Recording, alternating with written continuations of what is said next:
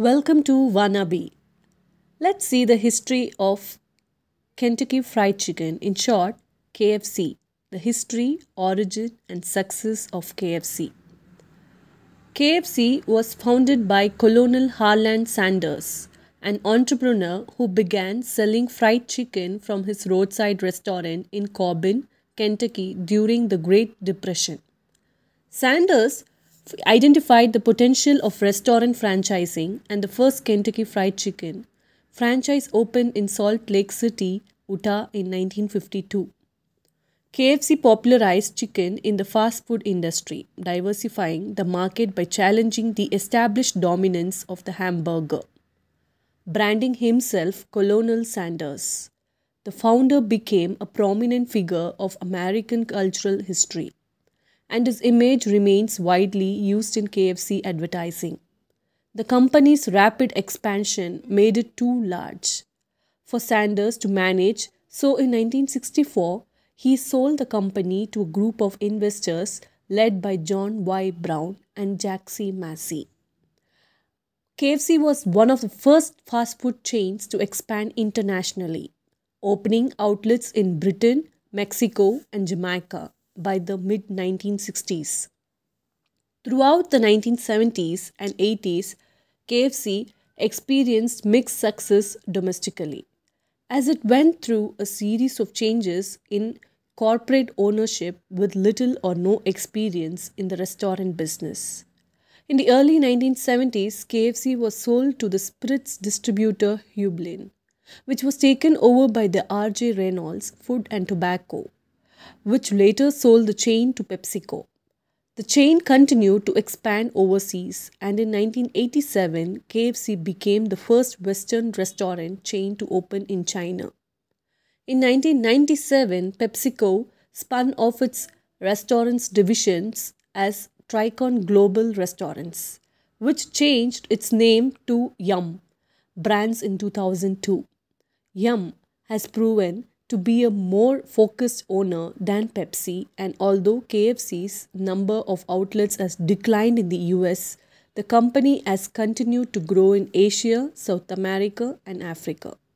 The chain has expanded to 18,875 outlets across 118 countries and territories, with 4,563 outlets in China alone, KFC's largest market.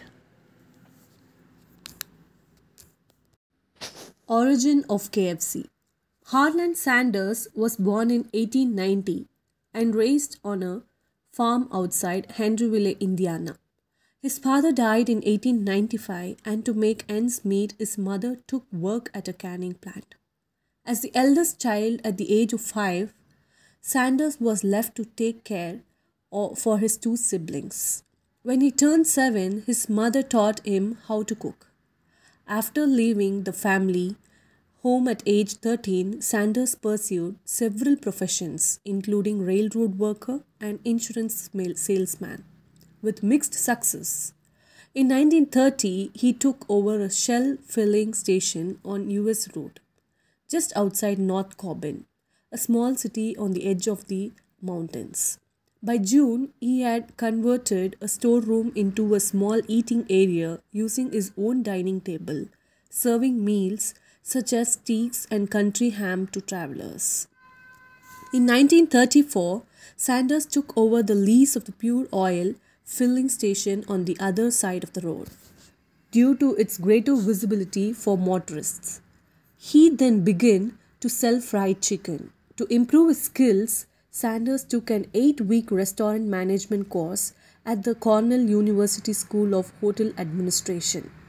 By 1936, his business had proved successful enough for him to be given the honorary title of Kentucky Colonel by Governor Ruby Laffoon.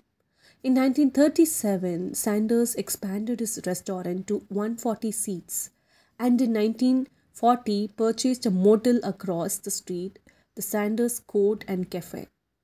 Sanders was dissatisfied with the 35 minutes it took to prepare his chicken in an iron frying pan, but he did not want to deep fry, although a much faster process. In Sanders' opinion, it produced dry and crusty chicken that was unevenly cooked. On the other hand, if he prepared the chicken in advance of an order, there was sometimes waste at the end of the day. In 1939, the first commercial pressure cookers were released onto the market, predominantly designed for steaming vegetables. Sanders bought one and modified it into a pressure fryer, which he then used to prepare chicken.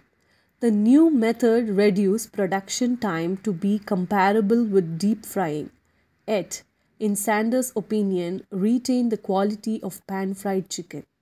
In July 1940, Sanders finalized what came to be known as his original recipe of 11 herbs and spices, although he never publicly revealed the recipe. He admitted to the use of salt and pepper and claimed that the ingredients stand on everybody's shelf.